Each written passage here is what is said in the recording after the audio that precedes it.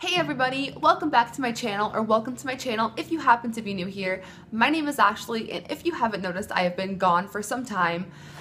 These past couple of weeks have been really rough for me. If you guys follow me on Instagram, you would know that I am going in for emergency wisdom teeth surgery this week. It should be this week because my teeth are so impacted. They are causing me so much pain. But today is a day where I feel really good. I don't have very much swelling in my mouth, so I thought that I would come on and make a video. It also makes me feel so much better to talk to you guys and just talk on camera and just get my feelings out. And that's what I'm gonna talk about today. I'm gonna talk about how I deal and cope with depression. I asked you guys on my Instagram and Twitter through a poll what you guys wanted to see today, and an overwhelming response from everybody said how I cope with my depression.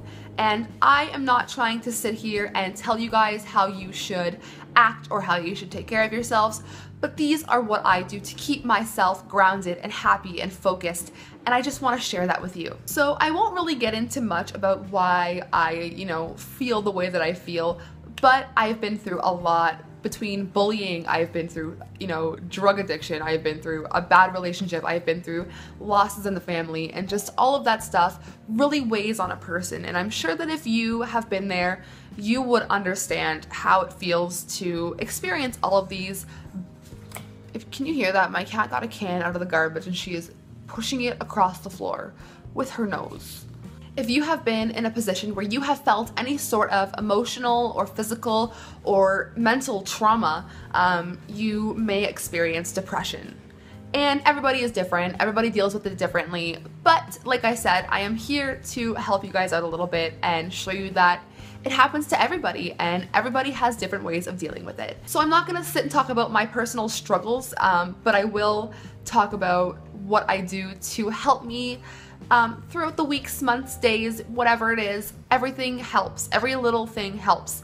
If you can go one day feeling great, that is a step in the right direction. So I have 6 things that I like to do to keep myself grounded, focused, and happy. Let's get started.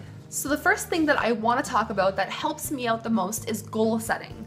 If you ever come to my house, you will see this giant whiteboard that sits on my wall in my living room, and every single day I go through and I write a goal list of what I want to accomplish. You can see it's just really basic things like take a shower and put away the dishes, but doing that reminds me that I have responsibilities that I have to do, and I can't let myself get to a point where I won't get out of bed and I won't do these things. You'll also see that on this side, well, it's just all of the days of the week, and I like to keep whatever videos I'm gonna film.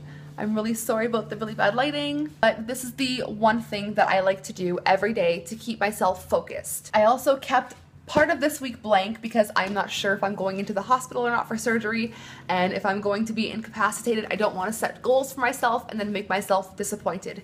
So just take every day as it comes. Number 2, I love to stay creative. Staying creative will keep my brain stimulated and keep me focused on doing something positive, whether it be crafts or doing my makeup or looking on YouTube for a DIY project, just getting my hands somewhere where they're busy.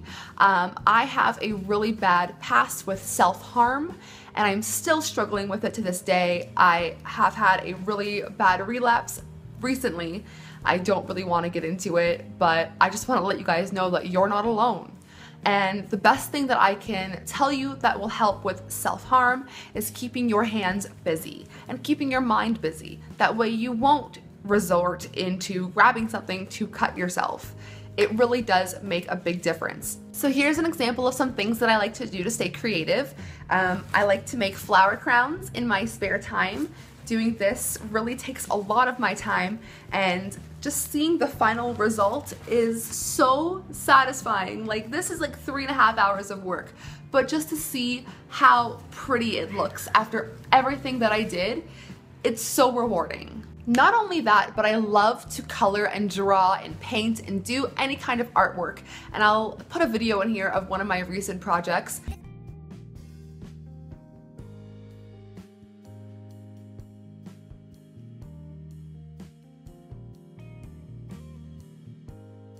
I I've always been a very creative person, and doing that really does help me when I am in a dark spot. So number 3, you need to get out of the house. And I've learned that the hard way.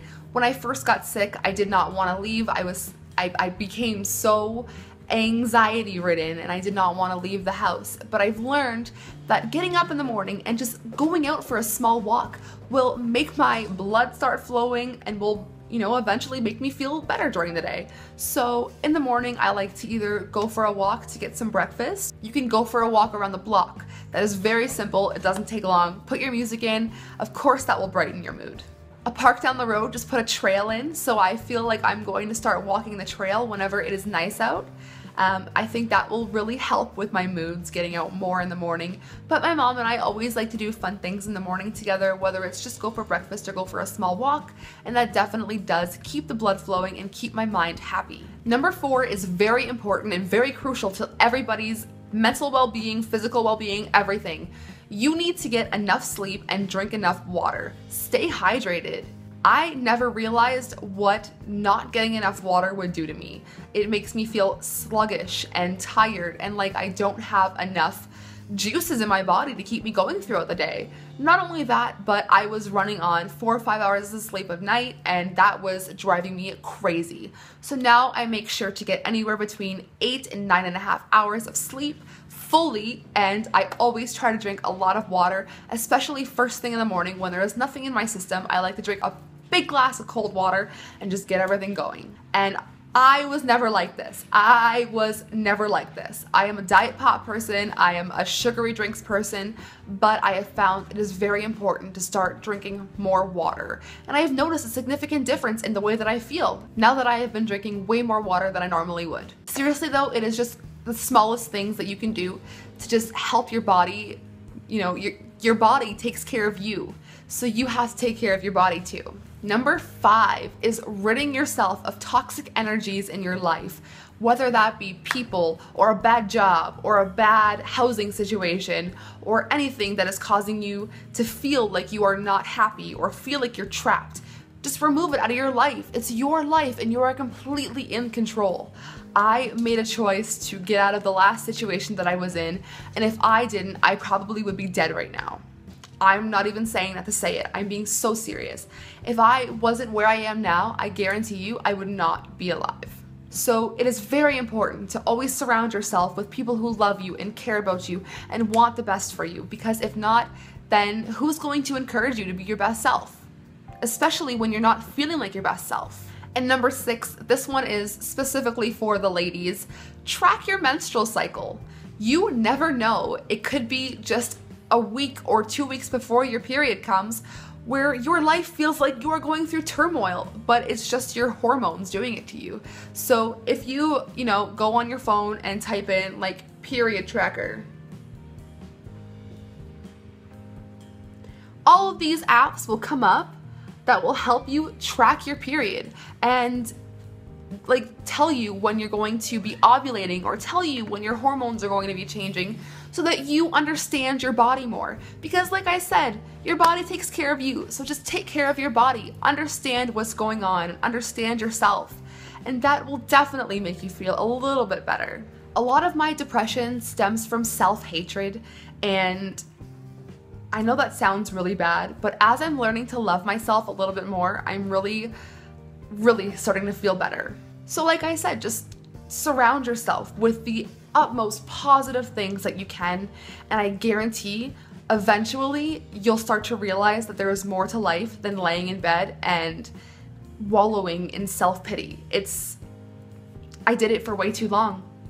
I missed birthdays, I missed friends doing things, I missed family get-togethers, I missed so much, concerts, I missed out on life because depression ate at me so bad, and I'm not gonna let that happen anymore. I have one life and I'm going to live it the best that I can.